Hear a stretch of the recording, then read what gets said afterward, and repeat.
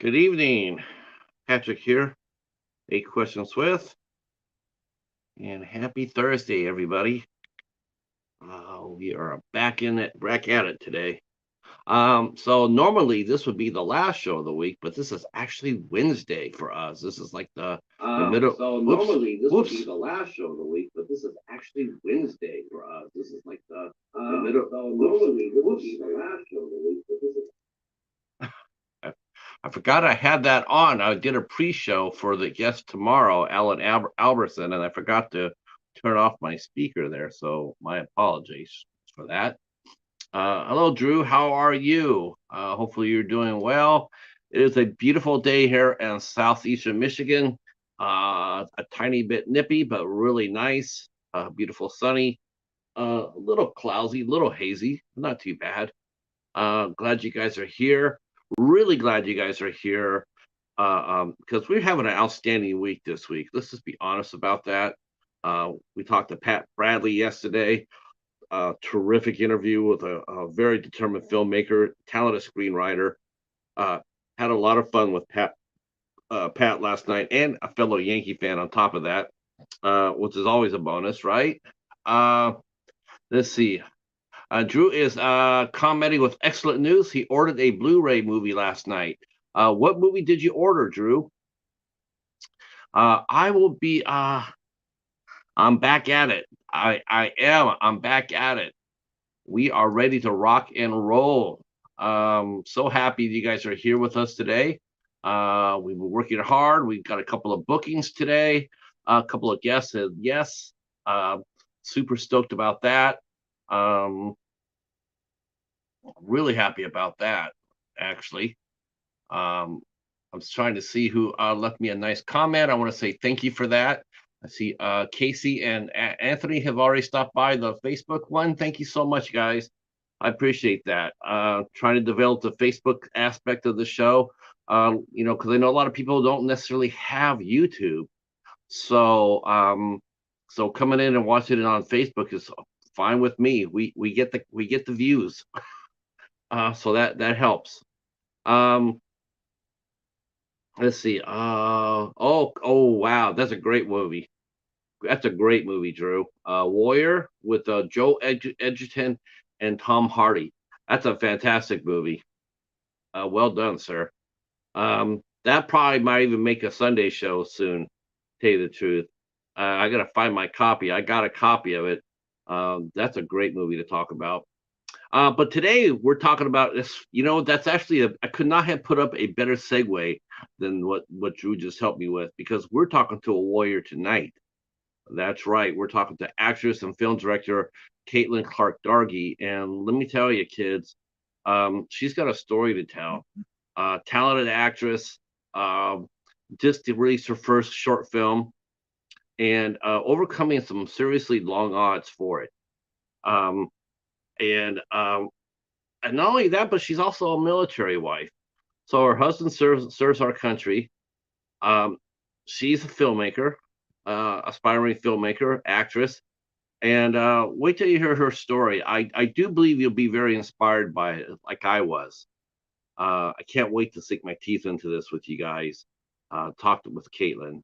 Very nice, very focused. If someone came up to me and said, describe Kaitlin in one word, I would definitely say focused. Focused, driven, determined. Pick any one of them, right? It fits. So she'll be here with us. And I found out that she has a link to a former guest. So we have the Kevin Bacon effect in working for us tonight. We will see who that former guest was and how they relate. It was very cute when I heard the story. I was like, it never ceases to amaze me how people know each other. You never would think that they would know each other. You just like when you book the show, you just book it. You never expect anybody to sit there and say, "Oh yeah, I know that person." Um, but it makes it all that much more fun, right?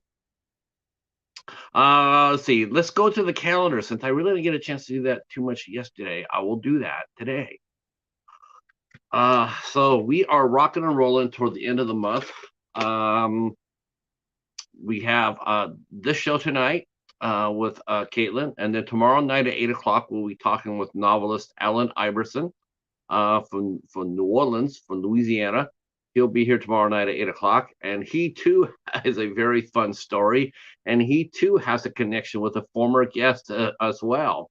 Very, but not necessarily, but not acting wise. Um, no, we'll share that story tomorrow of how Alan has met a former guest, and I, I don't know if I'll get in trouble for this, but they're sort of superheroes a little bit, whether you know it or not, they're sort of superhero-ish. But we'll get into that. Sunday, we have two shows on Sunday. Sunday night at 6 p.m., I'll be joined by Ben, also known as Cadaver Club, and the Mighty Mary Wilson will be here with us for the ISC show at 6 o'clock Eastern Time. We will be talking about Swallow, starring the lovely Haley Bennett. And the movie was directed by Carlos Mirabella Davis.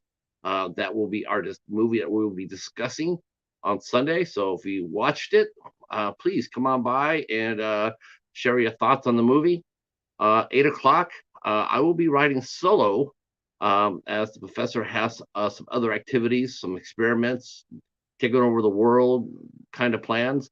I will be writing solo as we'll be taking a look at Killzone 2 at 8 o'clock on the Midnight Society, and that will be wrapping up our Action April. Then we roll into May, and I had hoped to do a 100% Creators Month. Was not able to do that. I'm trying even now. I'm still trying to book my last few dates in with some creators, but it's hard. It's hard. But we're working on it. We're going to see if we can figure it out and close the door on May. We'll try to do that by Tuesday. Tuesday, May 2nd, we will be welcoming in Matthew Willard, also known as Backlash Fisherman. He will be rolling in here at 8 o'clock. We're going to be talking. We're going to be talking YouTube. We're going to be talking fishing. We're going to be talking road trips. We're going to be talking panels. We're going to be talking about all sorts of crazy things with Backlash. One of the nicest guys I've met. Super cool guy, super chill. Like his channel quite a bit, and his channel blew up. His channel is doing very, very well. On the 3rd of May, on Wednesday, we have actress Jackie Kelly will be joining us at 8 o'clock.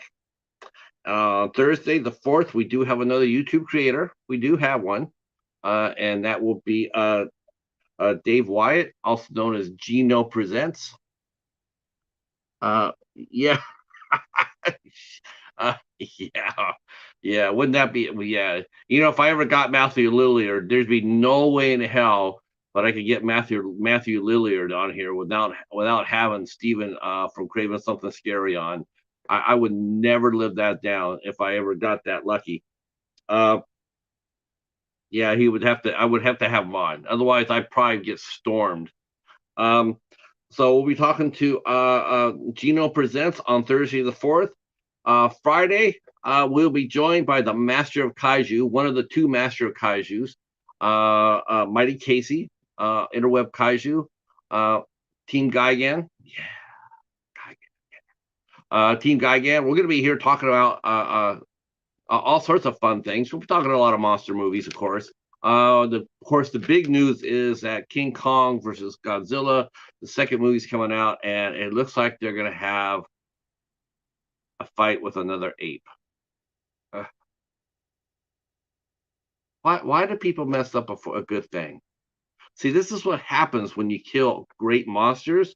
Like, you use them as fodder instead of respecting them for what they really are. Like, oh, we're going to have King Ghidorah on there. Whereas he's always been painted as a massive nemesis for Godzilla. He's just a henchman in the Godzilla movies. He's just like, oh yeah, we're going to kill him right away. So I guess they're going to go ahead and have an ape be like a smarter Kong, and so the chances of Gigan being in the American version is probably slim and none. But we do have a Godzilla, a Japanese Godzilla movie coming out where he was supposed to be fighting monsters. And hopefully we will get Gigan Rex for that movie. That would be badass. Gigan Rex would be killer. And I think a lot of the Japanese fans, I, based on what I saw on Godzilla Day and the stream that I was in, they very much would welcome Gigan Rex. That would be pretty badass. But we'll be talking with Casey about that. We'll also be talking to him about Zone Fighter, which is a show I never even heard of, and I'm old as dirt. I never heard of Zone Fighter until Casey brought it into the sunlight. So we'll be talking about that and maybe even some skateboarding. Saturday, May 6th at special time. Saturday, May 6th, 6 p.m. Pacific time, 6 o'clock Eastern time, 3 o'clock Pacific time. We will be welcoming back Yankee. Crystal Lowe will be here with us. Along, we'll be talking Afterglow. We'll be talking Afterglow. I finally saw her short film. I finally saw it. She showed it to me. Yeah. So this is not hyperbole or anything else, but it's the best damn thing I've seen in a year. Um, it was really, really good, really good. Um, Crystal's going to be an excellent film director. I can say that easily.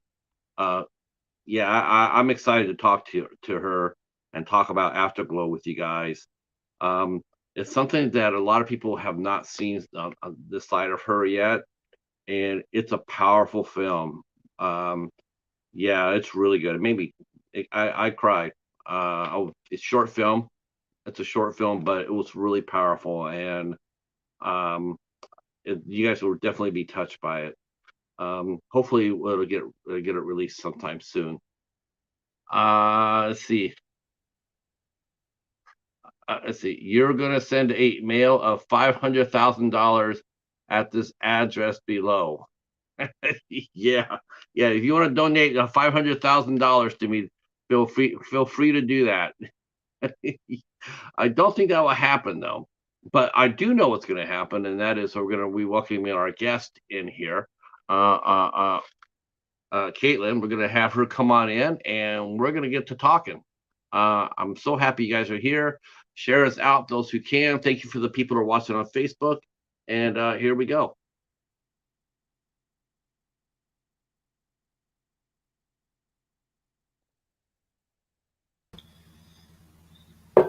Good evening. Hey, how are you? Good, good. Very, very happy to meet you, Kaitlin. It's nice to meet you too, Patrick. Um, yeah, I gotta say this right off the bat that you kicked my ass. I have so much respect for you. Um, Oh, thank you. I'm totally amazed. And I said it before. I posted on there. I said women are my heroes, and I said that with you in mind. I've encountered a lot of heroes, but I think women are my heroes. Oh, Uh, Uh, so glad you're here. We're going to be talking about you and your career. We have a Kevin Bacon moment we'll be talking about. So happy yes. about that. I hope you brought the picture.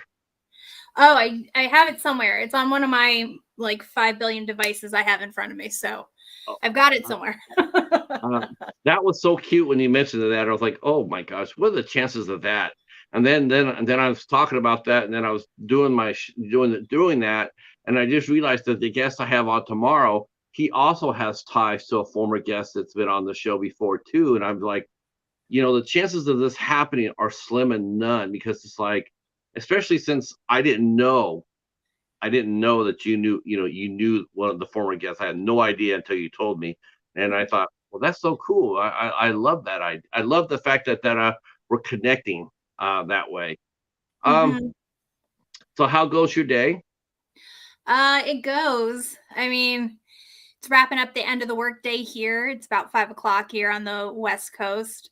But I feel a little scatterbrained because I pull some East Coast hours and West Coast hours, and so it feels like my day doesn't ever really start or stop consistently. So overall, it's been good. It's a beautiful sunny day, which is, a little rare here over in Washington State. So Now, are you near Seattle, or Yes. are you a small town or Seattle? It's right outside of Seattle. So whenever it's in conversation, I just refer to Seattle. Uh, it's only when you're talking to real Seattleites that you can really dive into like where. Can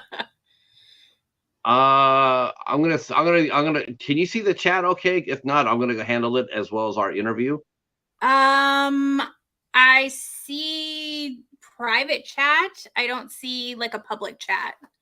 Okay, I Where would want I see a public chat? look at it. It should say comments. Oh, okay. I just have to toggle over. Hey, yep, I see them. Yeah. Okay, good, because I think Sydney Strange knows you because she's like, "Yay, Kaitlin," and so that's a good thing. Yes. Welcome to the show, Sydney. Andrew's saying hello, and our friend Casey is saying hello as well. I'm still waiting for Sad to donate me $500,000. He said that he says he's gonna send me $500,000, so I'm still waiting for that. So Hey, aren't we who knows? all? Yeah, who knows? By the end of the show, I might be a half a millionaire. Um, Now, I only have a one preset question, and I always use this Go to for start the it. interview, and that is, where were you born and raised at? So those are actually two different answers. I was born in Hartford, Connecticut, but I was actually raised in Virginia Beach, Virginia. So I can't really claim to have been raised in Connecticut because I moved to Virginia Beach when I was 1. So I Okay. spent most of my life in Virginia. Yeah, I was gonna say when you said Washington State, I'm going like, wait a minute, I thought she was in Virginia. Yeah, I'm from a Good. little bit of all over. Like I said, born in Connecticut, moved to Virginia when I was 1, grew up in the 757, and I was there for most of I would say most of my life at this point. While I grew up in Hampton Roads, I went to school in the mountains of Virginia. And then in around, gosh, I would say about 2017, I moved actually down to Panama City, Florida for 3 years. And then in the middle of the pandemic, moved out here to Washington State. So I've been here for the It's past okay. 3 years. It's okay if you say you escaped to Washington State. We'll I take actually it. didn't have a choice. I didn't have a choice. Uh, did, did you like Florida? No. I had a feeling when I said you could say escape. I saw the twinkle in your eye, going like, that's exactly what it felt like. I was escaping. Um, In a way, yeah. I actually felt like I was escaping Virginia because having been there most of my life, it really felt like that first really big adult move for me. And I was super excited about that transition. Can't say I really loved it because I experienced a lot of really major traumas while living in Florida. And I was very, very happy to get out of there and move somewhere where I had seasons again. Uh, so 3-year timer when that came up, it was like, all right, let's get out of here. I think Florida only has like 3 seasons. They have hurricane season, tornado season, and summer. That's about it. Yeah, yeah. And we definitely experienced all of those. In fact, Yeah. I had notification even today where our other house is. There were tornado warnings today. So Uh, yeah, you're not going to get that in Washington, that's for sure. We might get fire warnings, you might get Mhm. fire warnings, you might get flood warnings, but you're not going to get tornado warnings. Yep. Earthquakes. You'll get earthquakes. Yep. Um, yeah, so let's get started, and we're gonna catch up to that question, Drew. We're gonna work our way through. We're not gonna jump quite ahead quite so soon, but we will get there. I promise you that. Um, uh, so let's talk a little bit about you as far as Virginia goes. I mean, obviously, you're an actress and a Shoot for it. filmmaker, so did you get your start early on with that? Did you Yeah. So what did you I've actually go ahead. no, what did you get your first start? Or was your So first I've inkling this is actually something you wanted to do? I've been involved in the entertainment space well over 2 decades, actually. I would say at my first start, I think like most little girls that wanted to be performers was starting at my rec center, and I was actually with dance. Um, I did a lot of things that I don't think a lot of people expected me to do, actually, because a lot of my medical conditions. So I was a dancer, I played instruments. But in terms of what I'm doing still very much at present, acting was my first real commitment of things. And I got started seriously with that when I was like early grade school. And I owe all of that to Mary Kate and Ashley. I first started watching Mary Kate and Ashley, and I said, whatever they're doing, I want to solve crimes by dinner time too. So I want to do that. And I got involved with community theater because I went to a Catholic school. So there was no theater program at my school. And so community theater was my way in. And I got my first agent when I was in grade school, first film gig, I had a film gig first when I was like, I think first grade, kindergarten, just doing extra work was my first like foray. And it was like, I was eating it up. I wanted to keep doing that as well as doing stage work. First supporting role, first lead role in television was by fourth grade. And it just, again, that snowball effect wherever I could. But again, simultaneously, still dancing, still playing instruments.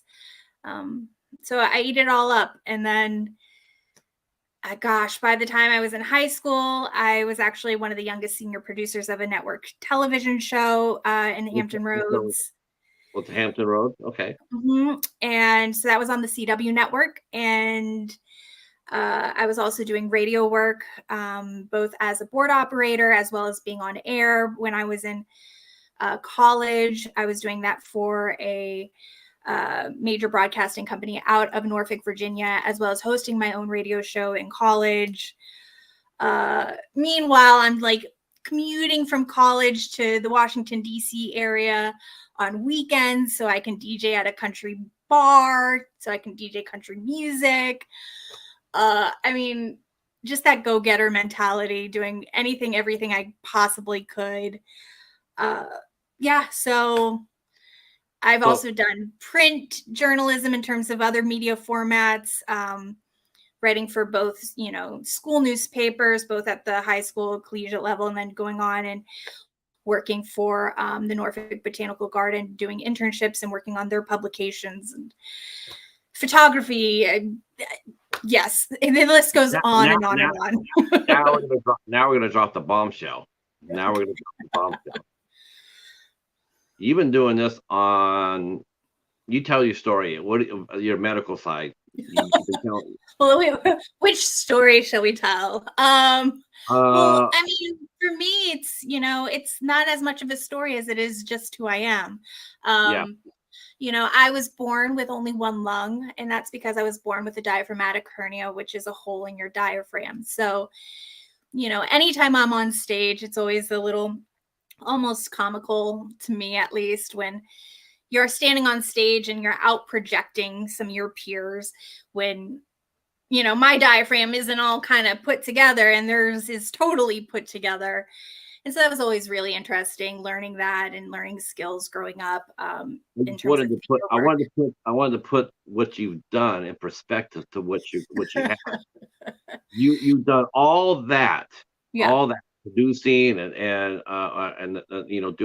doing all that on one lung.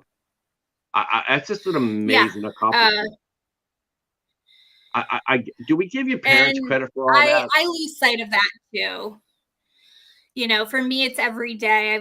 I've lived with, only one lung. That's all I've ever known. So I don't know what life is like with two lungs. So to me, I sound normal. To other people, I can sound out of breath and I don't hear the difference. Right. But it's never stopped me. Like I said, I was playing instruments. I went on to be first chair in terms of the clarinet section in school.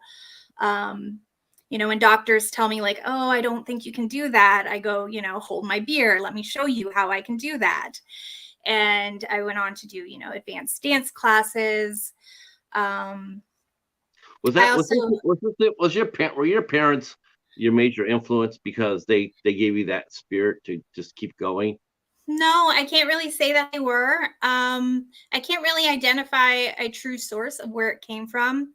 I do know that there was certainly a significant point, I would say, in middle school that I could identify where I think my life could have gone one of two ways. I could have looked at the cards that were dealt to me in life and looked at it very, very negatively and let that kind of keep me from pursuing things in life. But somehow I managed to look at them and not let it stop me from doing things and instead motivate me. But I've never really seen them as handicaps or as true disabilities. If anything, it's just like I used to joke, it was like, oh, it's going to be it'll make for a great epic, novel, or it's going to make for a great college essay back when I was in grade school,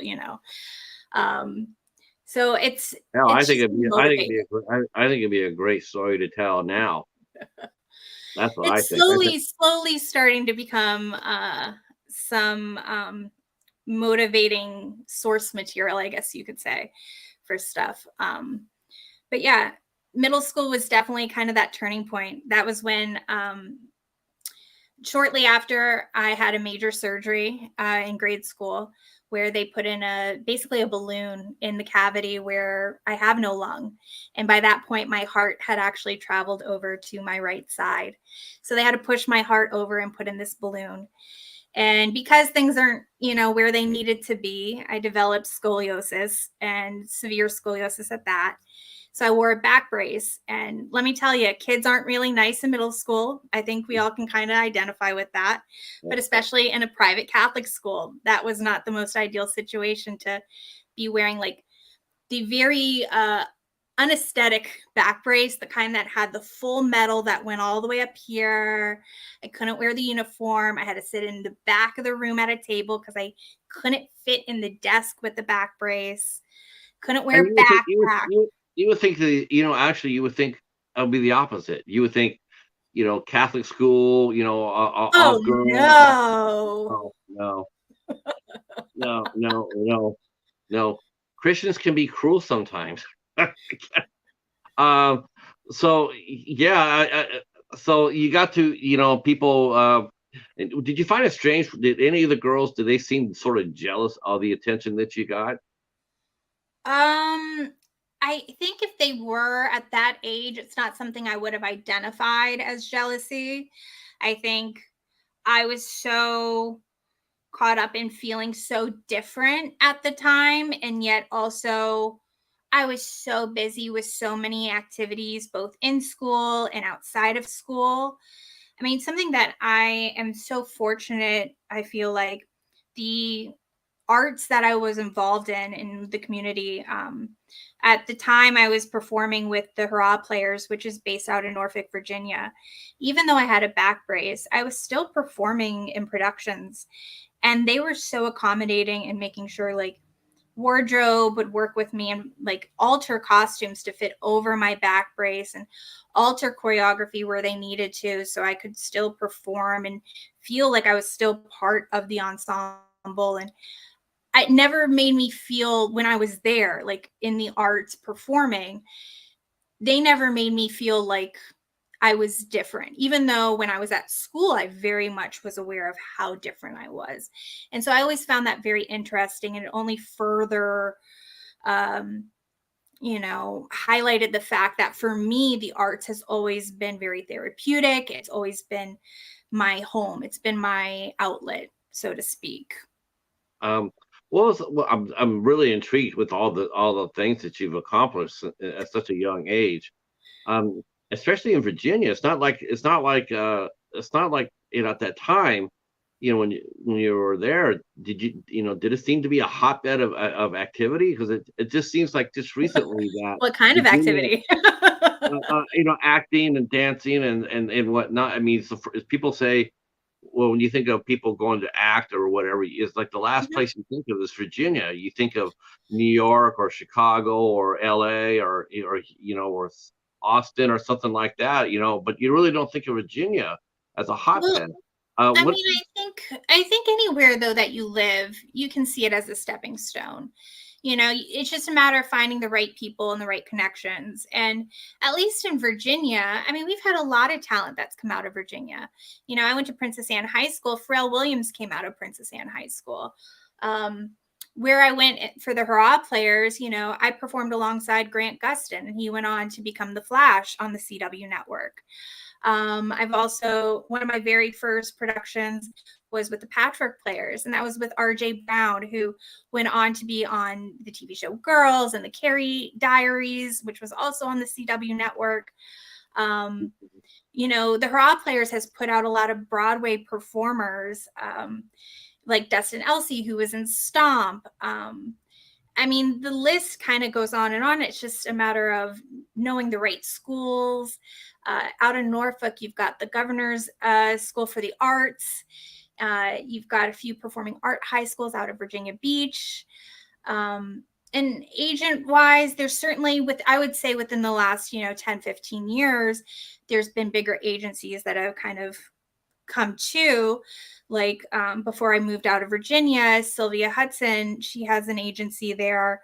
And I knew her back when I was doing Hurrah Players before there was ever an agency. And she was doing, makeup for New Dominion Pictures, which was, I think, filming at the time mostly out of Portsmouth, if I'm remembering correctly. And so, again, it's just the longer you stay in it, the more people you're going to know and the more you're going to see people grow. But I mean, that's just the tip of the iceberg. Is that fun watching your peers? Because I'm sure when they look at you in your career and your what you're doing, I like to think that we all celebrate each other's success. It's like them seeing you get take a big step forward, or you turn around see someone take it. Like when you saw Grant, all of a sudden you see his star rise, and you go like, you feel more happy than not. It's definitely a very cool factor to watch people that, you performed alongside or grew up alongside doing really amazing things. And I think that is always something to be celebrated. And, anytime you watch other people have those wins or successes, it's something to be celebrated, whether or not you are in touch with them or not. I'm one of those people that at least believes in putting that good energy out there, whether it's actually taking this step and reaching out and saying congratulations, that's another ball game for sure. But it's definitely very cool. And I think there was a period of time where there was definitely a bit of a jealousy factor. I remember being still in college. We were doing a production of Major Barbara at the time. So I was still in school doing this production of Major Barbara. And at the same time, RJ was doing the show Girls. And in the TV show Girls, they were doing the production of Major Barbara. And so there was that level of I'm still stuck in school doing this. And here he is getting paid on HBO with Lena Dunham doing the show I'm doing, but in this. Yeah, you think that was a coincidence that they're doing Major Barbara at the same time you were, or you think maybe he slid that in to No, he would not have that kind of control over the show. He's like going, you know what? We're doing Major Barbara. Crazy. It's just crazy how the universe can work sometimes like that. So. So what was the first part of what part did you start out first on? Was it community theater? So was it acting or dancing, or what was or did you playing an instrument? What was your first talent that you earned, you picked up? I think I was doing dance first. So ballet and tap was the very first thing. And then from there, I think was piano. How do you tap dance? How do you tap dance? I wanted to ask that question forever. Yeah. So how do you, yes, feet, but how does it happen? Is it all the shoe or is it all your feet? Do you have to train your feet to do it? How, It's I think if it's a if we lot of all just, both. okay. So the type of shoe definitely has an effect on, the style, the sound. Um, there's a lot of muscle training, there's a lot of practice, there's a few different kind of like schools of thought. Tap has been around for Mhm. forever. You've got, street tap, but then you've got like Broadway tap and this more formal type of tap. And What about at, you know when the Fred Astaire tap?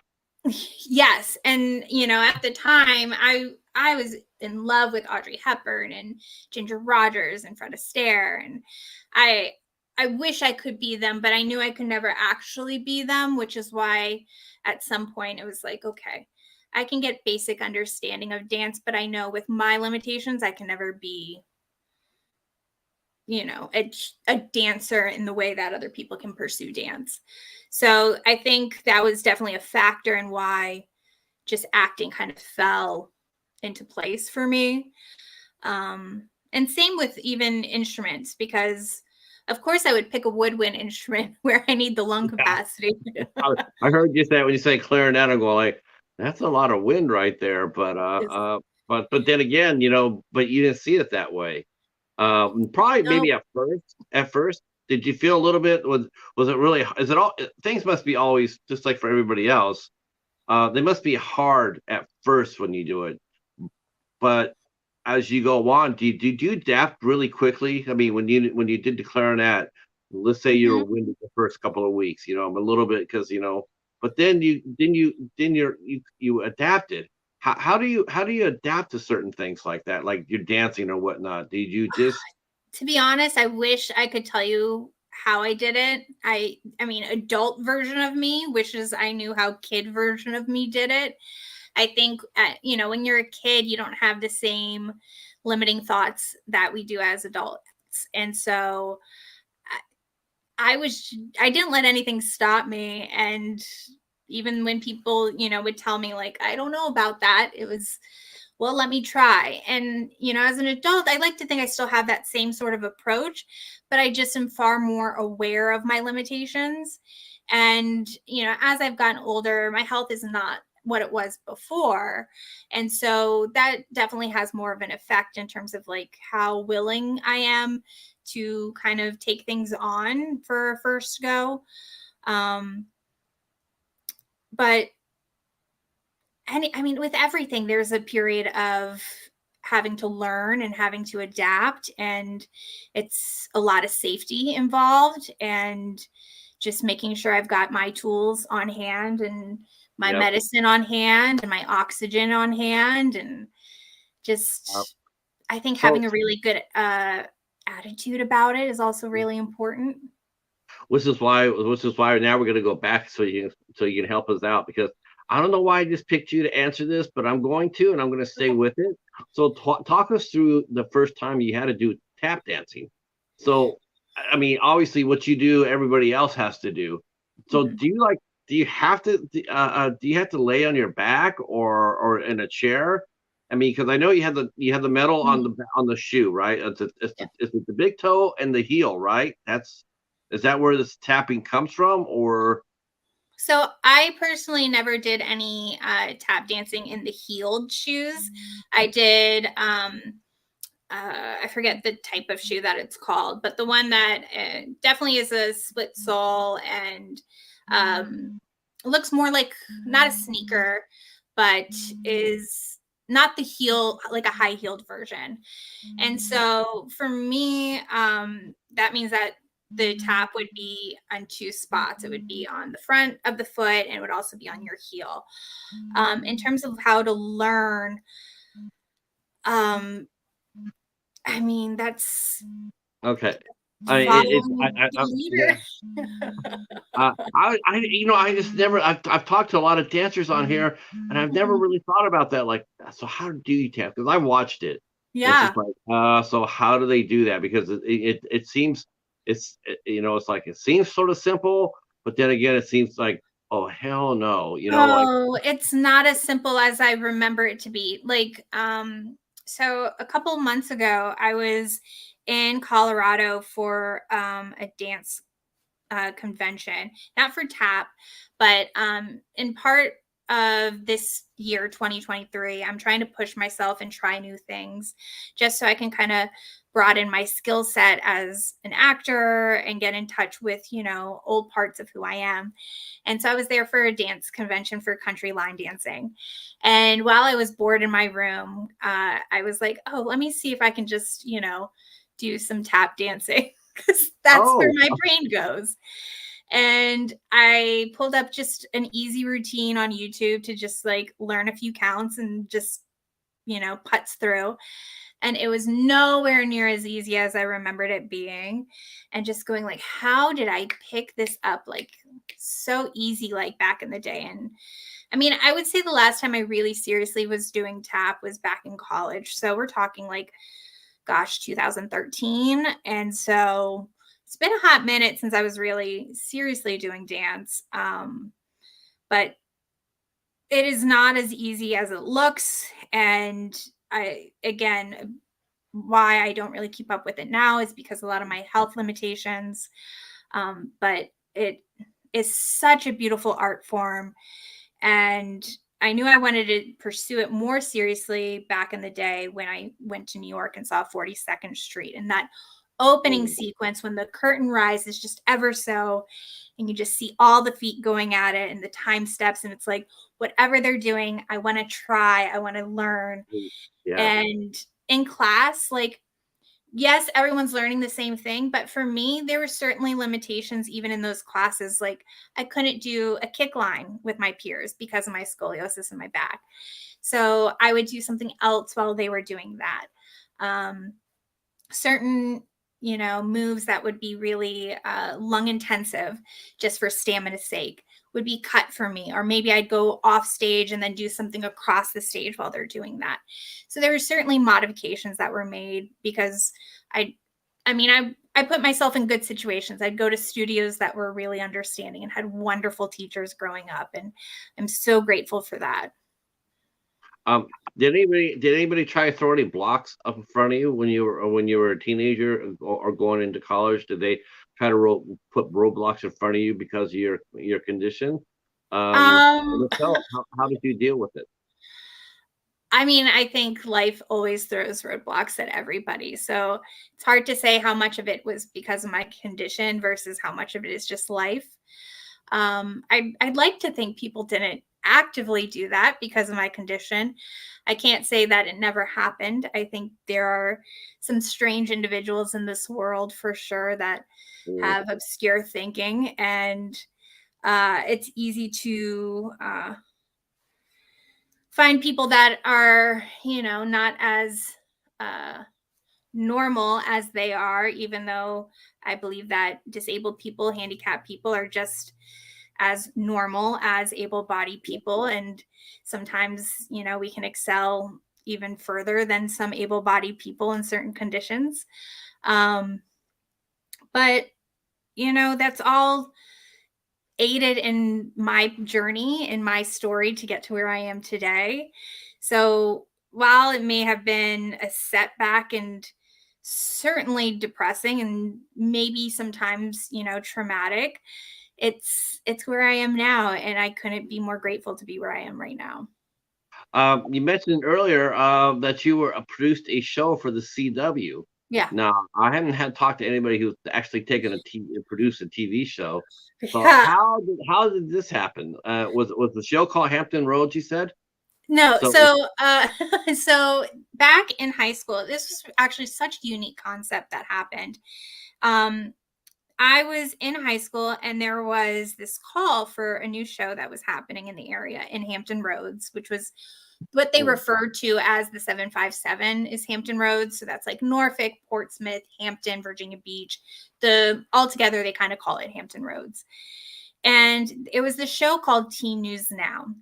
And the whole premise of the show was they wanted to do like a news show that was for teens, by teens, about teens, but everything about it was with a positive spin. So all the stories were going to be very positive instead of the negative stories that, you know, people see all the time in the news.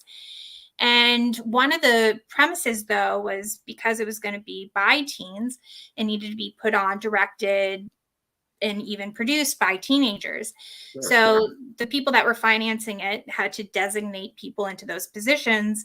And so for the first season and to get the show off the ground, they put me in that position of being the senior producer to get this show underway. And had you done anything like that before? Had you directed anything like at community theater or I mean, anything? I had directed stage productions at that point from school. I, in high school, had served on governing boards on a state board for Virginia for theater. So I have served at that point, you know, in a managerial role, but I had never technically produced anything. But that was also part of the process of putting teenagers into these positions, was to learn the ropes, to learn what it was like to direct a program, to learn what it was like to produce a program. And so it was designed to be a learning opportunity, not just like we want to put somebody in with experience. They weren't looking for that. It was just a big bonus that I came armed with a lot of experience that very much aided in that position. So you got you had that behind you, but was it an easy transition from doing it from stage to TV? Because theater is totally different from TV. So did you have a mentor? Was there someone that was shadowing you to make sure you could understand your role and how to do it? Did you have like an adult mentor at the time? So the gentlemen that were financing this had lots of experience within the television industry. So they definitely mentored, everybody that kind of had a senior position on the show in terms of producing and directing. But, with me, they found that there wasn't a whole lot that they needed to do. It was just more supervising. I'm one of those people that I want to learn what everybody's doing. So I don't want to just do my job. I want to know what, the lighting person's doing, what the sound person's doing, what the editor's doing. And I want to come in when I'm not, called to come in. So I can just sit and absorb what they're doing and learn what they're doing. Because I think that makes somebody a better producer. I think that makes somebody a better director. And it gives more appreciation for what everyone's job is on set. I think that that's important, not just when you're on a crew position, but I think also as an actor, it's a different level of appreciation for the people that are around you. It helps build a different level of trust for the people that are around you. And I think personally, that's just really important. That's something that speaks at least to what I consider my values.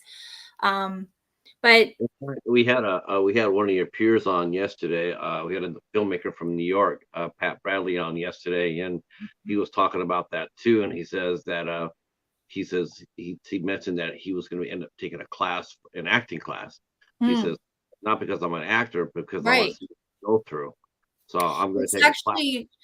It's so interesting because I've done a couple of projects here in Washington with students that are at the Seattle Film Institute, and just hearing them talk about how they don't interact a lot with actors in their education. And so they don't get really trained to speak to actors or how to interact with actors. And it's just so interesting to hear, mind you, I'm like a decade older than some of these people, but it's just really interesting to hear how even today's curriculum doesn't have a lot of overlap or education as to speaking to people, because I've seen it now on both sides of the aisle and just how important that kind of a skill is.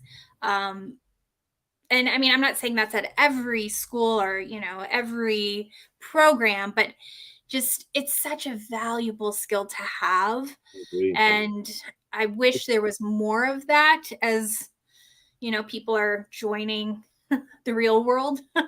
And these are future crew members, future directors, future producers. And also same for actors. I think we're going to see that going forward, though. I do. I'm sort of with you, though. I'm sort of surprised I haven't seen it quite yet, but I Hmm. do think that we will be seeing that more and more at colleges that hold that that do teach theater. I think we're going to get that class, how to work with others. Basically how like it's important to learn, uh, uh what everybody else on set is doing. Like you mentioning before, coming in off your off time and watching it. Learning by doing. Can I Hmm. shadow you? Can I shadow you? Can I ask you a couple of questions? I mean, it just makes you overall stronger. And I think if it was taught as a class, especially how to deal with a director, how to deal with an actor, you're right. It's you pretty much they're pretty much left up to your own and how do you work with them. It's there's no guideline. There's no like at least a basic communication.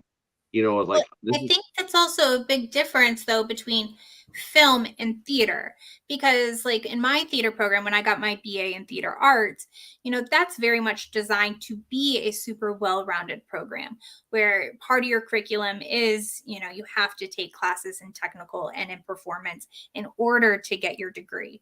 So you are learning the language of everybody and how to kind of speak, on a basic level to everybody, and also have an appreciation of what those positions are. But I'm saying that it's really interesting, in terms of film side, which, just a film program, film school, that, talking about the differences that exist between theater and film, because they are such different beasts, from the actor's performance that's so different, but also just, what happens on set versus what happens on stage. That is so different. What it takes to put on a show, put on a film, produce both productions, like so different. So I think that part of what makes me have that mindset of wanting to understand everyone's role comes from my theater background, because that came first for me. And then that naturally has bled into film. And like I said, I've been doing film television work since grade school. So it's just very interesting to see how here we are, like almost 2 decades later, and that's still not as prominent of a thing as I would have thought it would be by now. yeah, I see it gaining. I do think it'll gain in prominence. I think a lot of times too. You mentioned like in colleges there, they do teach classes, but quite honestly, there's a lot of times where students will go to a class. Yes, let's say it is about learning other people's job duties, but a lot of the times the student will come in there and all they're looking to do is just pass the class. Mhm. They're there to pass. They're not really there to. It's like I'm going to learn how to do this basically, but in order to really do it in the real world, I think a lot of those students that take those classes, I think they get left. I think a lot of that what they learn, I think a lot of it gets left in the classroom when they finish the class. Like I passed, all right, I don't have to worry about that again. I think you Basically, definitely see that a lot in the high school education level of like, I'm just here to get a credit. I think you see less of it by the time you go on to a collegiate level, for sure. I think at least what I've experienced is, in the more real world application, is it's not so much of wanting to fully get a grasp of what the roles are, but someone will just be like, oh, I can pick up a camera and I can call myself a filmmaker. Like, I don't need as much of the education. I can just do it, which on one hand, I applaud that go getter mentality. Like, get your feet wet, get started, create, do something, make art. On the other hand, there's that disconnect of like the professionalism, like how to show up on a set, how to act on set, how to interact with people. Like, there is a chain of command. Like, if someone sends you an email, respond to an email, like just basic things. And I mean, I could go on and on because my youngest sister is 10 years younger than me. So I know there's some generational differences in terms of what I'm seeing people do right now. And, and I also well know now, that I'm younger than people still in the industry, and my resume is small compared to a lot of people. So, uh, yeah, but just getting there. I mean, it's getting there. So, So now you're coming out of you're doing the show for the CW. How long did the show last, and how did you enjoy the experience? I don't remember how many seasons it went on for. I was only there for um it was a decent amount of time in terms of getting the show off the ground. So the pre-production work was a lot. And then I stayed on just for a short while after once it was on the air, because then I went and moved on to other projects. Um, it was definitely a learning experience. It's where I found that I can wear a lot of hats. Like that definitely affirmed that fact for me that I'm good at wearing a lot of hats. I'm good at producing. Like skills that I didn't know I had, learned that I had, and could take on to the future.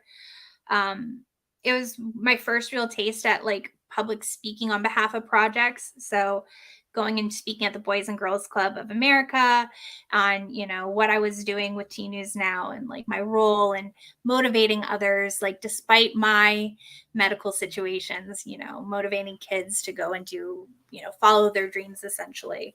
I'm sure a lot of kids did that. I'm sure they were really like, wow, that's amazing. I'm sure you encouraged a lot of kids to go forward, because I don't know what that is. It is something when you do see somebody with a, like a barrier, you get inspired more, because you're looking at them going like, even though it doesn't define you, but to other people, especially kids, when they see that and they see that you overcome and adapt, I think it spurs them to try it. Whereas if it was just another person out there, a lot of times maybe they wouldn't have done that. Maybe they're going like, okay. But then when you see someone like, wow, she's overcoming this and she's doing that, and she's on TV, she's produced her own show. Oh hell yeah! All right, I'm in. I'm all in. I want to try. I think something that's really unique, at least with my medical conditions, that's been actually a really hard relationship with my medical conditions, is I've always struggled with this being in the middle of the road, is not being disabled enough sometimes, because I don't have a very noticeable, my disabilities aren't very noticeable unless I'm wearing my oxygen, or like that period of time when I was wearing my back brace. Like at first glance, you don't look at me and go, oh, she's disabled. I get the looks when I park in a handicapped spot because it's like, what's wrong with her? And yet I'm absolutely not able-bodied. I mean, my in and out of doctor's appointments, the numerous medications that I take, like, so when people look at me, I can tell them that I'm disabled, but it's having to bridge that gap with information, because you can only make somebody believe something, but it's seeing is believing, right? And so when people look at me, it's like, that's been a difficult thing to navigate when I'm not wearing a back brace, because I don't have to wear it past those couple of years as a kid. So as an adult, that's been really hard to navigate. And it's like, I don't want bad, breathing days where I need to be on my oxygen, just so I prove that I'm disabled. But that's always interesting to respond to audition notices where they're like, we're looking for people with a mobility disorder, which I have for my scoliosis, and I can't walk long distances without, my O2 stats dropping. Or, any sort of disability. And I'll respond, and I get responses back where they're like, so what's your disability? And it's like, well, I don't have to disclose this to you, but I'm comfortable doing that. Like, so it's a very interesting relationship that I have with being disabled, but not anything that I shy away from talking about, because I know that there's other people that are like me, maybe not with the same list of things, but that very much identify with being in that gray-ish area of, we're not able-bodied, but to other people we look fine, but we definitely know that we are absolutely disabled, and then that's not even touching on, mental disabilities as well. So. Oh gosh, yes. I'm sure there's a lot of stress. I mean, when you and I were talking earlier and you told me this, and the first thing I thought of was, like, holy shit, COVID must have been just like a nightmare for you, Oh because yeah. I mean, it's just, yeah. Um, it's funny. It's funny because when when you and I were talking first about it, and I want to Mhm. rephrase. I want to say this again and again, that this is just part of you. This is not you. This does not define you. Absolutely. Um, when you and I were talking, we're talking, when you were telling me about your condition, and I still get looks today because I always wear my mask out. I never go without a mask, and when I was talking to you, and I was thinking, I wanted to sit there and yell. This is why I wear my mask, is Mhm. because you don't know who is sick. You don't know who you're going to affect. You just don't know. So until they say, "Hey, we got a cure for this son of a bitch," take steps, consider your fellow man, and do the right thing. Um, and that's I'm not going to preach about that, but it's just like, I just know that you're one of the type of people that's the reason why I do it. That's why, because I know how hard it is for you. Um, I do know. Maybe I don't have the condition, but Sure. I had a loved one who did have a condition, and it was hard as hell. Um, but here you are. Here you are. Now you're at the high school. Now, did you get a scholarship to Radford? You went to Radford, because I did. this is where we met our friend, our mutual friend. We should name her now. We're gonna out her out. The lovely redheaded, sassy Lauren Faulkner. Um, She's a redhead so, these days. Yes. uh, so So I was on scholarship to Radford. I almost didn't go to Radford. I was offered a scholarship to both Radford and to the College of Charleston in South Carolina. Um, but Radford's package was a little bit better for me, and so I was there on the Nancy Necessary Pridemore Scholarship, which is the one that I was on for all 4 years, and that was their performance scholarship that they had. And I stayed in their performance arts dorm building, and I knew I was just there to act. There was no question what I was going to do in college. And I did meet Lauren Faulkner, and who you had on your show not too long ago. And I'm trying to remember if Lauren was just in theater, if she did theater and dance.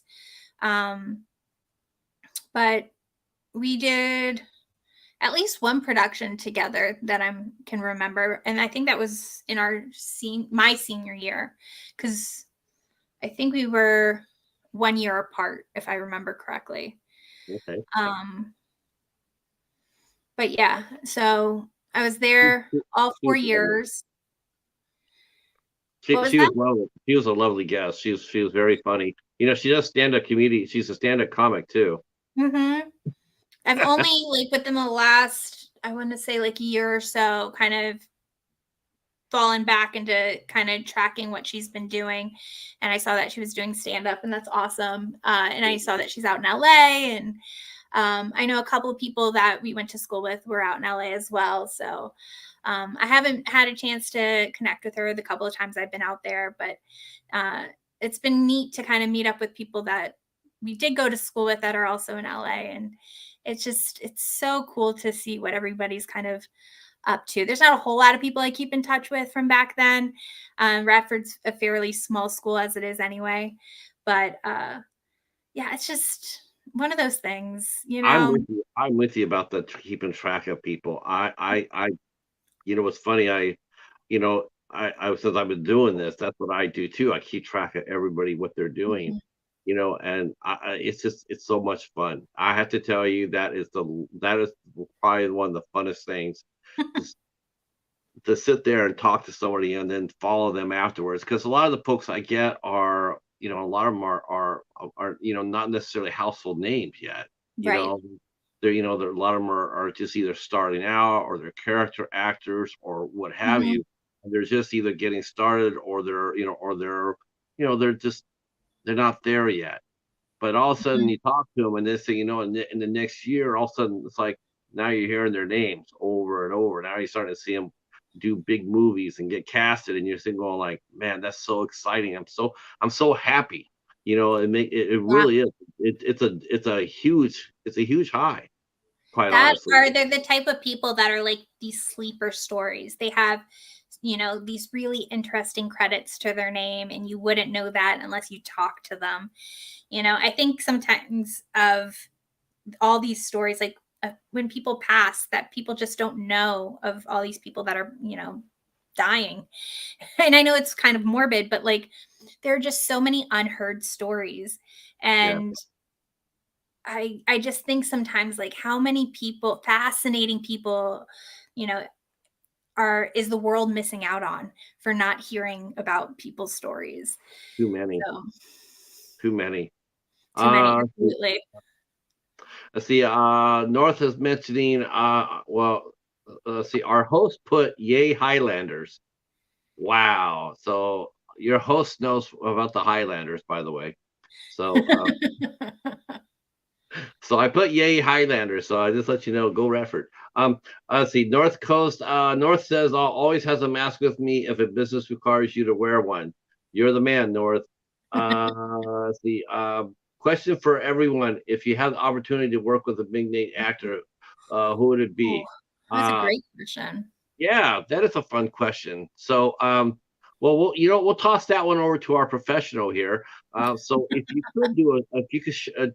you could have a dream scene partner, who would it be and why? Gosh, I feel like that changes as frequently as the seasons. Um, I think last year I answered that question to somebody, and I think my answer was Evan Peters at the time. And I think it was even right before he did the Jeffrey Dahmer uh, project that he did with Ryan Murphy. And I just loved the performance that he did with, it was with Kate Winslet. What was it? Mayor of Easttown, I think is what it was called. I want to say it was on HBO. And I've just loved watching his work. But recently, that's changed. Not that I don't love him anymore. That's still the same. I would love to work with him. But there was somebody the other day that I was commenting on that I was like, no, that's somebody that I would want to work with. Who was it? I want to say it was another male actor. And I think that's just natural for me because I'm always contemplating like if I were to write a scene, what kind of scene would I write? And I'm just very much drawn to wanting to write about relationships, particularly like male female dynamics. And so I'm always constantly like, oh, how would I do a scene with so and so? Who was it? Oh, it'll come to me eventually, but there's somebody else I think that's surpassed Evan Peters, but he was my last year's pick. So let's talk about you mentioned as far as getting out of Radford, and then Mhm. got your start early. You Yeah. got your start early, and so I know your page is probably out of date. I'm looking at it, and it seems to be a little too small based on what all the On my accomplishments. Instagram? No, I'm actually looking at the one your IMDb page, and I know that there's a lot of things missing from here that should be on here. Trying to Um, think. Most of the things are on my IMDb. Between my IMDb and my LinkedIn, there it it- covers the basis of things. okay, because I know lately it seems like we mentioned IMDb, and a lot of people just roll their eyes and sit there and say, yeah, it's hard it's hard to put stuff on IMDb. It's hard to fix it when they get it wrong because a lot of people, if you tell them, yeah, I was on Jonestown, and then they rush over there and they can edit that in. Oh, she was on Mhm. Jonestown. They put that in, and start like, Well, no, I thought it was Jonestown. It was actually Smallville, and then you go ahead and try to fix it, and you Right. can't. Um, oh, people are commenting about who they like to act against. Star Lord mentioned Morgan Freeman. Drew Classic. mentioned Hugh Jackman, Tom Hardy, Leonardo, and Tom Hanks. Um, All let's classic see. names. Star Lord says he would be so relaxed against Morgan Freeman. Um, let's see. Star Lord says Hugh Jackman would go full blown Wolverine on me, so he doesn't know. Actually, I would dare say that Hugh Jackman would actually break out in song with I you. was gonna say that Yeah, too. yeah, he'd break out in song with you more than he would Wolverine you. Uh, I People forget that about Hugh Jackman. While the World's Greatest Showman wasn't the greatest movie, it needed a little bit more story, but Mhm. it did show that the boy can sing. He's played It's so Liberace interesting that before. you say that though, because like when I think Hugh Jackman, I think song and dance first before I think of Yeah. Wolverine personally. So Oh gosh, I have to admit, every time I see him, I do think of Wolverine, but I also think of him doing The Greatest Showman, and I also think him doing a song and dance. He loves to sing. mhm. He loves it. He loves it. Um, yeah, I see him doing that. It's a shame he doesn't do more comedies. It really is. I think he'd be a tremendous comic Mhm. actor, but he'd do comedy really well. Let's see. I think they're having a lot of fun with that question about Hugh Jackman. Yeah. I thought Rebecca Ferguson was really cute in that. So was Zendaya and Zac Efron. All right. Here we go. Talking about Greatest Showman. Uh, so let's go back to what was the first TV or movie role that you booked? Now you mentioned that you had an agent back then. Uh, Mhm. Speaking of that, has it been hard to find representation? Was it hard to find representation? Or did people ask you any? Did they look at you, sort of side eye? Or did they sit there and they see you for what you are, which is a performer, and they just book you based on that?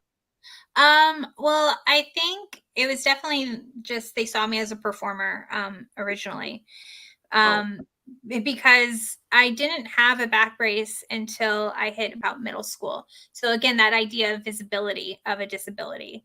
Um so when people looked at me, they just saw me as a performer when I was really young and when I first started. And I can't recall to this day and still struggle to recall like how I exactly got my first agent. Um, I know I was doing acting classes with a wonderful woman named Mimi Eisman who had been in the industry for years. I want to say she was like the acting coach back in the day for the kid in the Blues Brothers movies. Um, she was also his coach back then, but she was just amazing. And I want to say maybe that was where I got my first agent. If not, I got one of my agents at some point through doing her classes, which is normal to be in that kind of a scenario where they'll bring in different agents and you do like a showcase at the end of your classes. Um, so I definitely got my agents based on my talent, not because they were like a boutique agency looking for people with disabilities or anything like that. that, Um, does that happen? yeah. Oh, absolutely. I think we see more of that nowadays for sure with agencies wanting to have more diverse representation. Is that a good, Um, Kaylin? Is that a good thing or a bad thing in your opinion? I think I think in today's world, honestly, I think it's a good thing. I'm somebody that very much stands for authentic representation. And so if you can get somebody that can do a role to the same caliber as an able-bodied person, but they actually embody whatever the disability may be, I think it makes more sense to me to go in that direction. I know there's a lot of politics behind casting, so it's not so black and white, but I think they deserve as much of a shot as an able bodied person. I think that there was a lot of taboo situations as to why people with disabilities weren't being represented before. I think that times have definitely changed. I think we're living in a different climate than we were before as well. And so people are open to seeing more diverse people on screen. We've seen that, with recent movies like Coda, just how successful that was. Thinking about Coda and Children with a Lesser God, that Marlee Maitland won her Oscar in. Yeah. Glee. They had a scene where they had a choir that was all hearing impaired. Yeah. But I mean, even looking at Glee with, having Artie in a wheelchair, I mean, that kind of a character. I mean, mind you, the actor who played him has said like he wouldn't do Glee now because he wouldn't want to represent somebody in a wheelchair because he is actually able-bodied.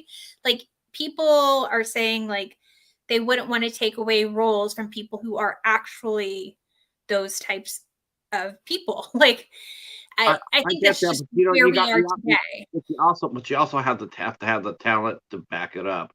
We Right. had a discussion a few years ago. I had a discussion with this. There was a movie that came out, I want to say around 2014 or 15, called The Gods in Egypt, and it was directed by Alex Proyas, and his movie got jumped harder than any movie before or since. They got jumped for the casting.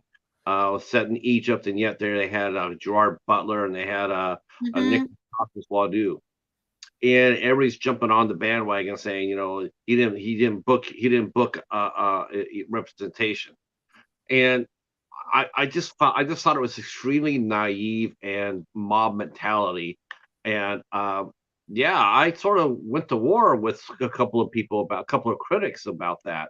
And I'm going like, especially as they know just as well as I do, and you do as well, you got to have the skills to do it. You got to just because you have the nationality or the culture doesn't mean you can do it because I'm Egyptian.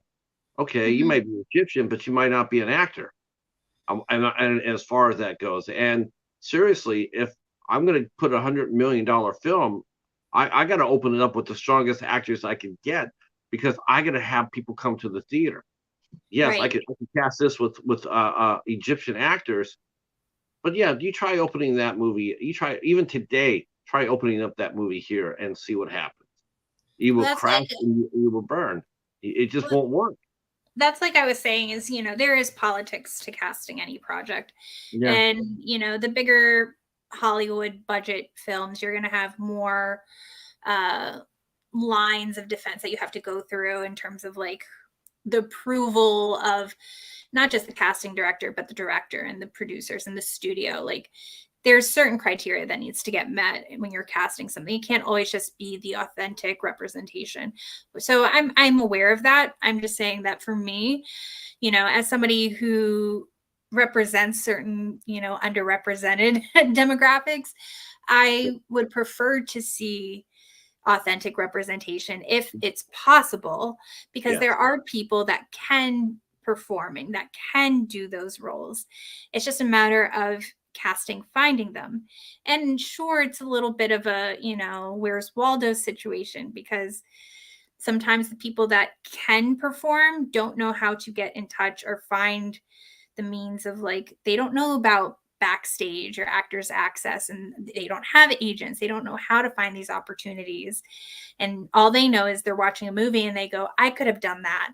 They don't know how to bridge that gap. And so casting agents don't know how to find those people.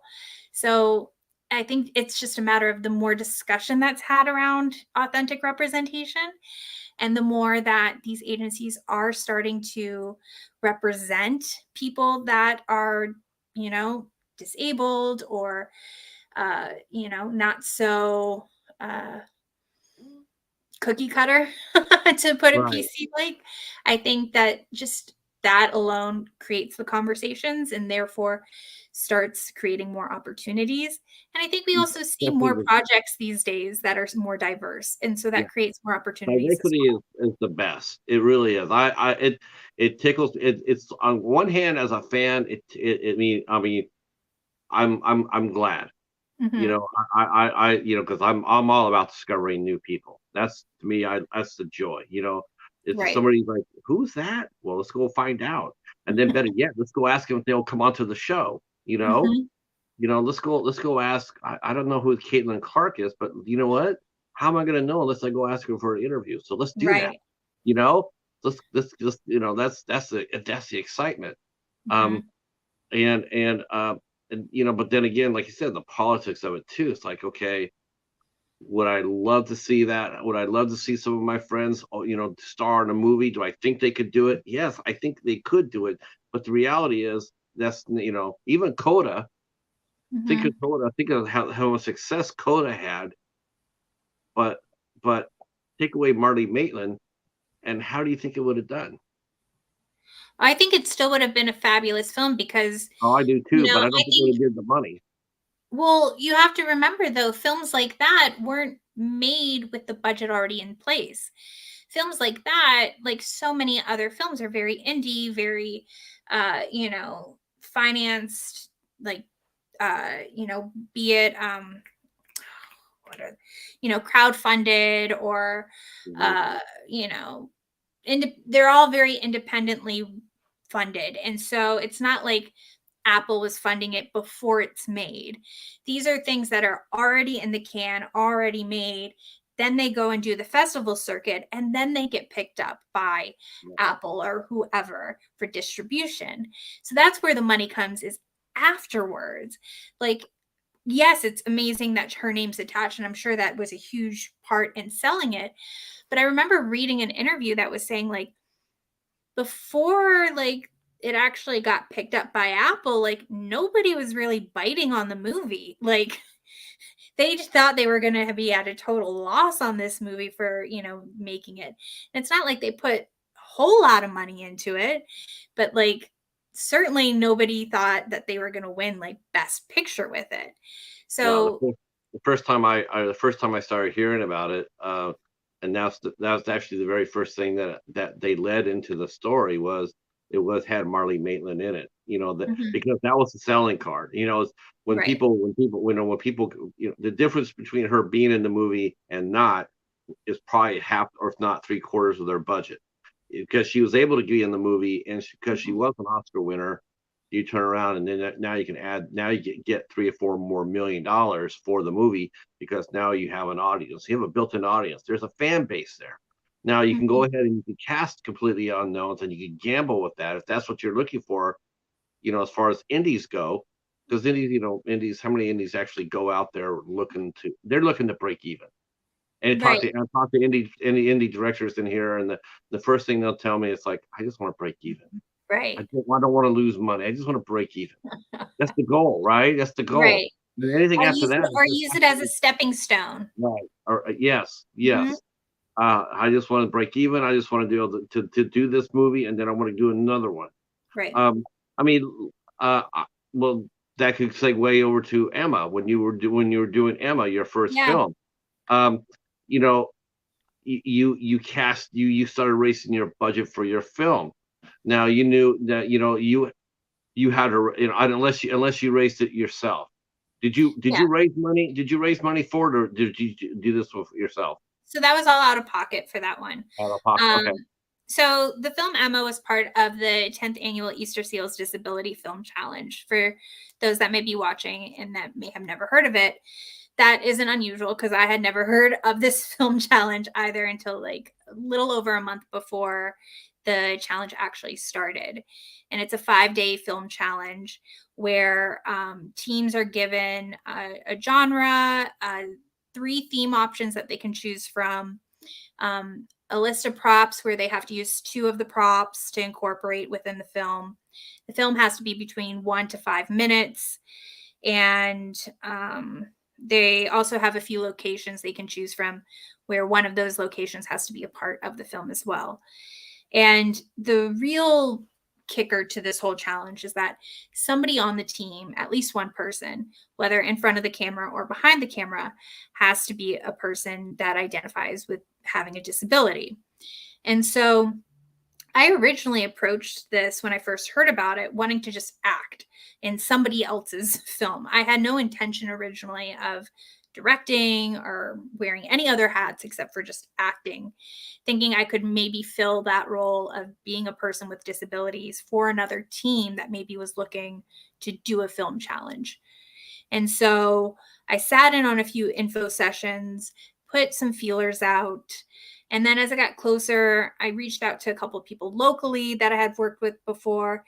And I was like, could we get like a skeleton crew of people together and just see like if we could put together a film? And I mean, we had bare bones skeleton crew of like, we had a DP. We had somebody else that was originally going to direct, but she ended up more so serving as like a crew coordinator, just because naturally I ended up just falling into a director position because, again, that idea that I'm involved with everything and it's natural for me to wear a lot of hats. And I was already serving a creative director role as it was. I had no intention of writing, but that happened naturally. I reached out to actually a college friend who also was in the program with Lauren and I. She's a novelist now. And so she and I co-wrote what ended up being the story. And we had a sound person and we had an editor who also did the coloring on it. But we were like, you know what? It's a couple of days. Let's just see what we can do with it. And like I loved the story that it ended up becoming. Like even though it's a 5-day challenge, realistically, the way that we broke it out, the first day was like rewrites, planning. We used 2 days to film, but really because people's schedules, because they're still in school, we had maybe a little over 10 hours across those 2 days in total to film. So like not really 2 days of filming. And the first day we had a gaffer, but then she was sick on the second day. So we were down a person even on the second day. We didn't have the guy that played Troy. We didn't have him cast until like the day before filming. So, I mean, it was such a crazy experience just pulling everything together all last second. But I would say the total budget ended up being about $500, and that was just all out of pocket. So I'm just throwing you to the wolves here because I'm commenting in the comments. I'm putting now going, wait till Kaitlin does a 48-hour film challenge. I can't wait. I've already done them. Oh, where are Not they? producing or directing, but I've done them as an actor. I've done them a couple of times now. I've done the horror and the regular. Acting's not the same as directing and putting it together, though. You're just you're gonna do this, what you did with Emma. Now we want to see you do it in 2 days. I know. Next I don't know when I would want to do it though, because like even though I was able to pull some people together here, I would want to have a stronger crew of people to do a 48-hour with, people that I have more synergy with, I think, because 48 hours are such a different beast. I'm well aware of that. That, you hit one thing right off the bat. Everybody I've ever talked to that's done the 48-hour challenge, I think the last one I talked to was Conrad, a filmmaker from Cleveland. That's one thing they all have in common is that they have a dedicated crew they can count on. They know they've worked together before. I mean, you put together a crew from all over the place. So yes, that you would need to have more cohesiveness. But still, if anybody could do this like that, like pulling together a crew together and doing a 40-hour film challenge, yeah, my money would be on you. I bet on you. Always bet on Kaitlin to borrow. I would definitely do one in the future with the right team of people.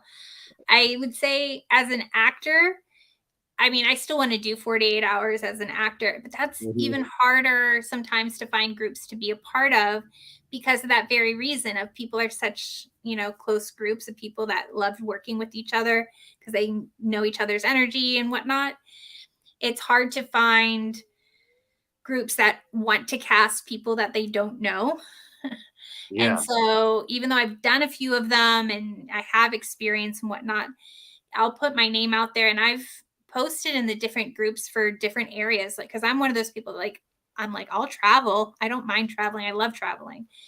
So I'm post outside of Seattle. I post on the LA boards. I post on the East Coast boards. And I'm like, if anybody needs an actor, like, let me know.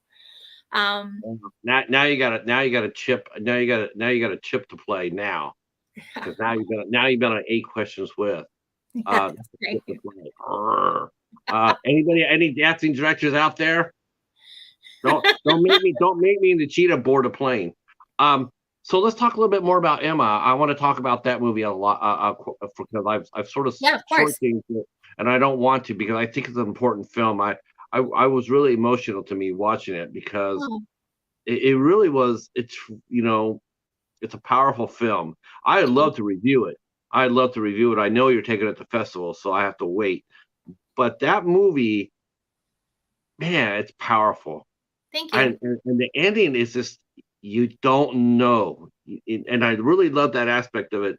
Military wife, which is your military wife, are you not? Right? Mhm. So you drew upon your experience as a military wife. But I did and I didn't. I did and I what- didn't, to be honest. I've been a part of the military spouse community now for about 7 years. And before I was ever a military spouse, I mean, growing up in Virginia, I grew up in a military town. So I've had military friends since I was like 18. So I have watched friends go through deployments and the difficulties of that. But I actually had one of my best friends. She and her husband just went through like their second or third deployment, like right before this challenge started. So that was actually more inspiration than any of my own experiences. I've been through 2 deployments now, but they just went through a deployment, and that was more inspiration for when we were brainstorming ideas of stories, thinking like I think I was texting her that day, and it was like, oh, what about this as a story idea, that I took to Annalie as just during our brainstorm session. are you a Navy wife? Yes. I Mhm. had a feeling about that when you mentioned Washington. And North's dad was in Navy as well. So tell us, because I don't want to. I want you to explain your movie, because it's your movie. It's not mine. But I Sure. want you to explain. I want you to explain about it, and I don't want to give it away. I know we probably can, but I don't want to. But I am going to ask you off camera about the ending. I'm just letting you know that now, because Okay. I have my interpretation. I want to see if I was right. But tell us about Emma, and how did you come up with the story? I mean, I know you mentioned you're inspired, but I mean, Sure. it's a deep story So for there's definitely a few questions there that I can touch on. In terms of like how the story came about, we knew that with the 10th anniversary of this film challenge, we already knew that the theme, the genre was going to be romance. But I'm somebody that likes to kind of play against type. And so I knew I didn't want to do something that was super lovey dovey. um, and I like a little bit of mystery to things. So that was kind of a direction that we had with all of our log lines that we were coming up with, and all of our story ideas that we were coming up with, was this idea of like, um not every romance is a good romance, not every romance is successful, not every romance is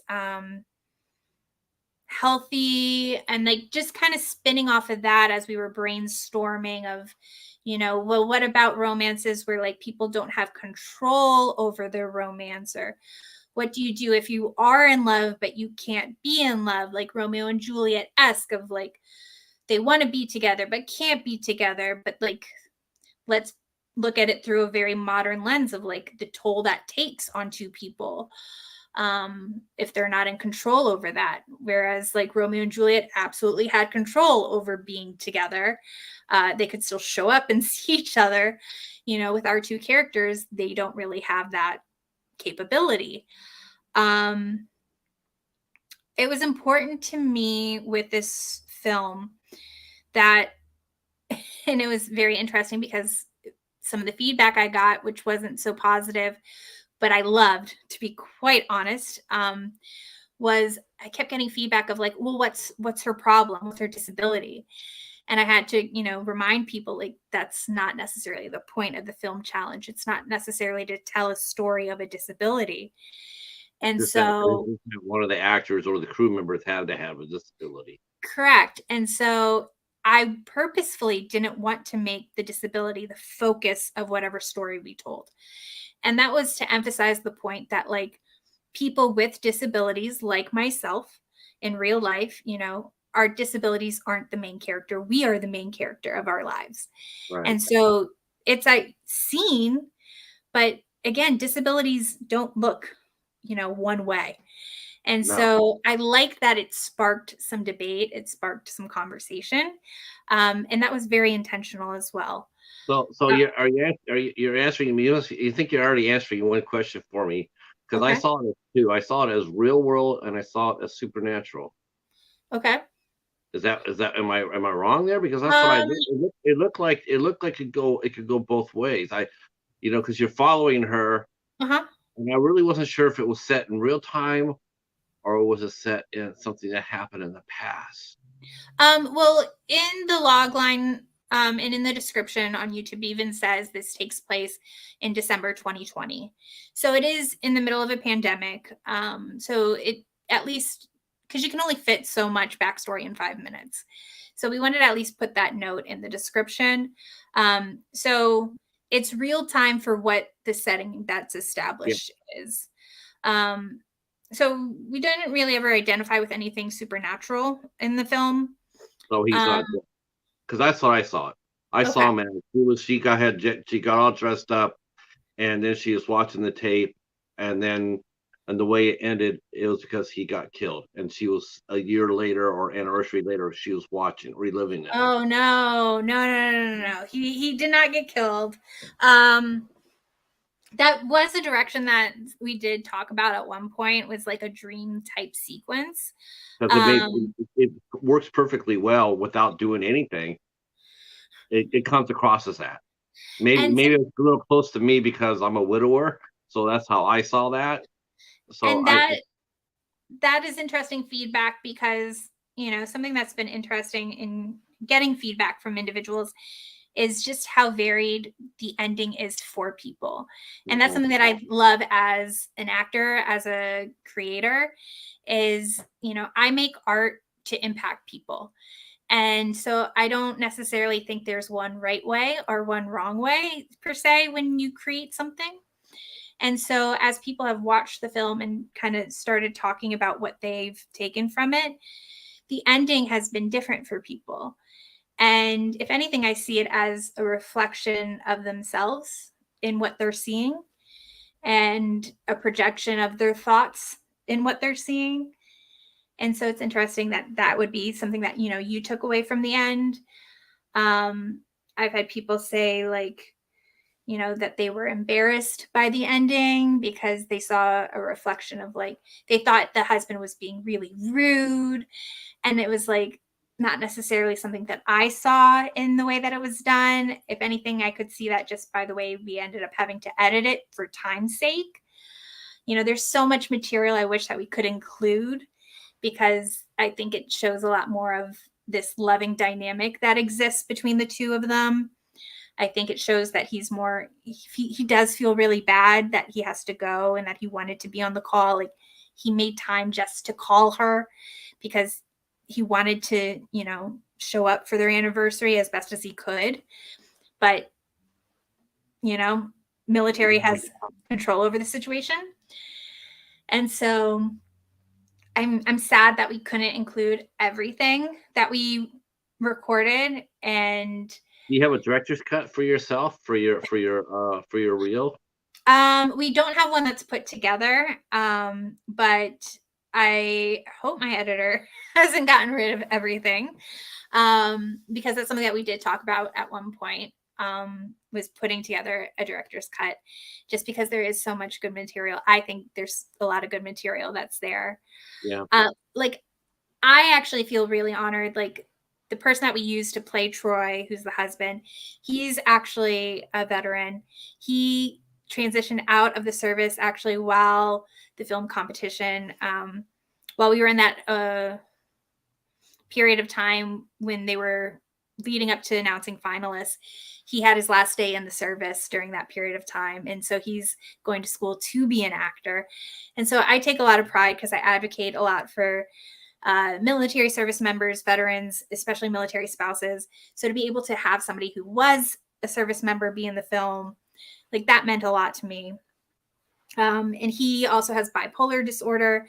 So he was really vocal about that disability. And so being able, again, to have somebody else with a disability in the film was really important. But the ending was more so like, it was interesting to try and create the pacing, because again, with only having 5 minutes and wanting to maximize those 5 minutes as best as possible, I wanted to try and create this pacing of like building the mystery of like, okay, what is she doing? What is she getting ready for? Yeah, And let it just build and build. I love the mystery aspect of it. And then it needed to come to a head somehow. And so I liked that we started it with the conversation with it popping, literally. And then I think having that scene right beforehand of her getting ready was kind of a way to show like some of the anxieties that come with like being seemingly okay. It's not just like the morning grogginess, but like starting to process what's about to happen. And I think there's excitement. I think there's nerves. I think there's also just natural anxiety. And whatever she may have been like feeling, I think just finally came to a head at the very, very end. And it just came out and erupted, which is that final moment when she's by herself. Because something that I think a lot of military spouses do is we put on a brave face, especially when our service member is gone. And so I think that's evident, in the film of like going the extra effort to get ready at early morning, when I think, her husband, Troy, would have been totally fine. We talked about it when we were doing character work, would have been totally fine if she rolled out of bed just to jump on the call. But no, like, it's going that extra mile to get ready for a Zoom call, and getting champagne even though he's not there. And yeah, that's what threw me, because I'm thinking everything she's doing is everything that you would have thought she would have done on an anniversary of it. I thought, well, if they're currently married, that's probably what had happened. She probably would have rolled out of the bed, maybe put some water on her face, maybe right. a little makeup, and and not go through everything like that, because it's like, what's the point of going through everything like that when he's not there? But if he had passed and you're reliving that, that anniversary, a good time, you would go through all that extra effort. So the reality is, like, that actually what you saw is a truth for many military spouses. Many of us do go that extra mile, even though we get like just minutes to spend. Like, there's some spouses that will send like extravagant, care packages every single month for no reason except to make sure that their spouse is getting something. Right. There's some deployments where we don't get the luxury of getting a video call. Sometimes it's a satellite phone, and those things drop all the time. We don't always get emails depending on the type of deployment. So if we get a video call, we want to go that extra mile, some of us. So I wanted to portray something that is a very real situation. But again, to the average human being that has no connection to the military, this is not necessarily a known situation. But I focus grouped it and sent it to some military spouses, and they absolutely connected. Like once they saw the Zoom calls start, they knew what was happening like right away. They knew he was on deployment. They knew. Yeah. They related 110%. Yeah, you knew that right away. I mean, as soon as he saw Troy, you knew that he was overseas, but you just didn't know if he was alive. You didn't know if that was in the moment or or he had been killed in combat. Mm-hmm. You know, that like that was the last thing she had from him, Right. because it played out like that, to me it's like, when I watched it, it was sort of like it was like there was no there was just no effort to, all right, honey, I gotta go, but we're gonna pick this up whenever we can, or it just seemed like the way it ended, it seemed like it sort of seemed that was it. And she was just, and then she started breaking down over the memory. And so that's why, because the ending's ambiguous to me. And it's such a valid perspective that you have, because I can absolutely see that being the case. I know that there's been some really real situations where the amount of time that the two of them got to talk is actually a bit of a luxury. So like what seems really short to some people watching the film is actually like way generous, considering like if he really truly had to go, he was giving her way more time than he probably should have. So like it's just so interesting to see as like people from these different demographics, service members that are watching this, or military spouses that are watching this, or civilians that are watching this, how everyone is, observing it and taking away something. And they each have this different perspective of the situation. It's just so, it makes my heart so happy, because it just is emphasizing the fact like more of these real stories need to be told, and we're not seeing enough of like the real aspect of being a military spouse, or what really happens on a deployment. We see this, we tend to see very glamorized or very heartbreaking situations, portrayed in the media and film and television. But to see a very raw, real moment like this can create a lot of confusion if you have never experienced it yourself. Right. The movie is called Emma. We don't know exactly when it will be released. We know that you're going to take it to festivals. As soon as it gets done with its run, we will. You'll let me know, and I'll put it in the description box, and also do a review of it. Kaitlin, I want to thank you so much for coming out and hanging out with us tonight. It means a lot to me. I've enjoyed talking to you very much. I knew this was going to be a very, really fun show, and it didn't disappoint me in the slightest. I want to thank you for hanging out. Talking a little bit about Lauren. That was a lot of fun. And I will send you that picture too. Go Highlanders. I guess my last question to you before I let you go is, what's next for you? What's on tap for the rest of 2023? Hopefully more projects, of course. I've got a lot of trips lined up. That's not necessarily work related. I'm excited to get back to the East Coast here next month. It'll be my first time back since moving away from Florida. Escaping. What's that? Escaping Florida. You escaped. Yes, I did. I really did.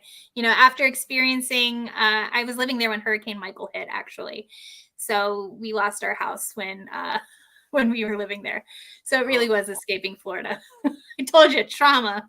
Yeah. But I'm excited to get back to the East Coast. I purposefully got the rest of my year kind of open-ended, only because we're due to find out what our next orders are. So that'll be a curveball that gets thrown in there in the next few months. But I know that there's at least one or two projects that'll, you can't talk about now. You gotta wait. Right. But I post everything on my socials, so you can find me on my Instagram at Kaitlin Clarke-Dargie. And in my bio, I've got a Linktree that links to everything. And actually, if people do want to watch Emma, they can watch it through the Disability Film Challenge. They do have all of the films linked on their YouTube account, as well as on their Instagram account. So the film is able to be viewed right now if people do want to watch it.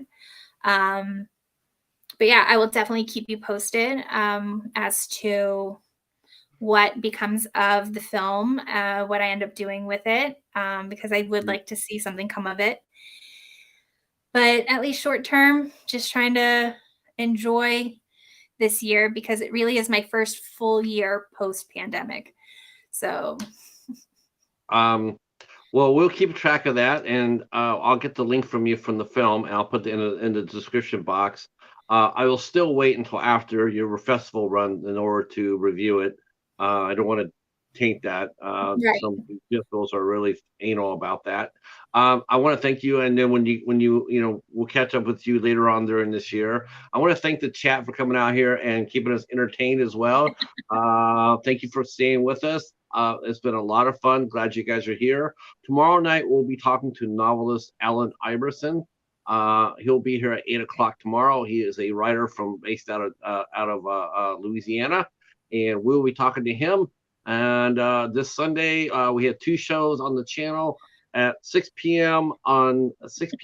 Eastern time. We'll be talking about the movie Swallow, starring Haley Bennett. That's going to be on the ISC show. And then at 8 o'clock on the Midnight Society, it'll be me and the Cheetah, and we'll be talking about Killzone 2. Boy, what a way to go off on that note, right? But it's a badass movie. So I'm going with it. You stay right where you're at, Kaitlin. To the chat, thank you again. We will see you tomorrow night. Have a great night and peace.